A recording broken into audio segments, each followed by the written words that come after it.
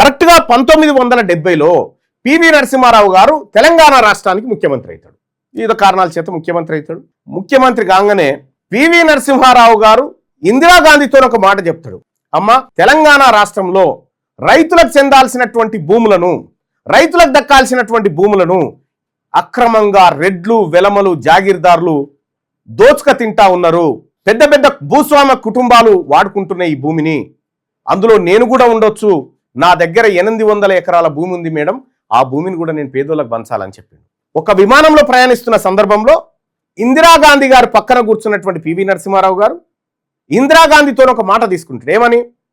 అమ్మ, నేను land ceiling act తీసుకొద్దాం అనుకుంటున్నా, పేదవాళ్ళకు భూములు పంచుదాం అనుకుంటున్నా, తమరు అనుమతిస్తే అని అంటే గో హెడ్ అని చెప్పింది. చేయండి అని చెప్పింది. ఆ మాటను తీసుకొని ఆయన అసెంబ్లీకి వస్తాడు. అసెంబ్లీకి వచ్చి బిల్లు డ్రాఫ్ట్ చేస్తాడు. ఒకరొకరికి 54 ఎకరాల కంటే భూమి ఎక్కువ ఉండడానికి వీల్లేదని చెప్తాడు. ఆ డ్రాఫ్ట్లో తయారు చేస్తారు, బిల్లు పెడతారు. ఆ బిల్లు పెట్టిన రోజు కథ ఏం జరిగిందో మళ్ళీ చెప్తా. బిల్లు డ్రాఫ్ట్ తయారవుతుంది.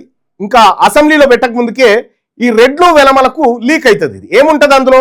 54 ఎకరాలకు మించినటువంటి భూమి, అంటే ఒక పంట పండేది శిలక లాంటి భూమి 54 ఎకరాలు, మిగతా భూమి 24, 25 అట్లే కొన్ని కేటగిరీల వారికి ఇచ్చారు. అంటే 54 ఎకరాల భూమి ఒక కుటుంబానికి ఉండాలి అంతే అనేటువంటిది ల్యాండ్ సీలింగ్ యాక్ట్లో పివి నరసింహారావు గారు పొందుపరిచారు. పివి నరసింహారావు గారు పొందుపరిస్తే ఈ రెడ్లు వెలమలు ఏం చేశారు తెలుసా?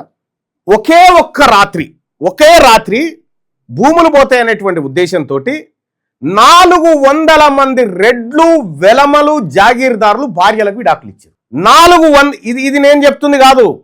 1972 అసెంబ్లీ రికార్డ్స్ లో మద్దికాయల ఓంకార్ అనేటువంటి నర్సంపేట ఎమ్మెల్యే మాట్లాడినటువంటి మాటలు అసెంబ్లీ రికార్డులో ఉన్నాయి. ఇప్పుడు మీరు నా దగ్గర ఉన్నాయి, ఆ రికార్డ్స్ ఉన్నాయి, చాలా పెద్ద బండిల్స్ ఉన్నాయి, తెప్పించిన. 400 మంది విడాకులు తీసుకున్నారు. ఎందుకు విడాకులు తీసుకుంటే 2 కుటుంబాలు అయితే కదా, ఇటు 54 ఇటు 54 మిగులుతుందని కలిసే ఉన్నారు, కానీ విడాకులు తీసుకున్నట్టుగా సృష్టించారు. ఇంకా అంతేకాదు, గర్భంలో ఉన్న పిండం పేరు మీద కూడా, ఇంకా పుట్టలే పిండం పేరు మీద కూడా భూములు రికార్డులు తయారు చేసి, కుక్కల పేరు మీద, నక్కల పేరు మీద. అప్పుడే గద్దరన్నదో పాట ఉంటుంది కదా మనకు, కుక్క పేరున నక్క పేరున లెక్కలు రాసి తప్పుకున్నారు అని చెప్పి, 100కి పైగా ఎకరాలు ఉండగా 101 ఎకరం మాత్రమే ఎట్లా మిగిలినాదో నాయన అనేటువంటి ఒక పాటలో గద్దర్ క్లియర్గా చెప్పాడు. కుక్క పేరున నక్క పేరున లెక్కలు రాసి తప్పించుకున్నారు.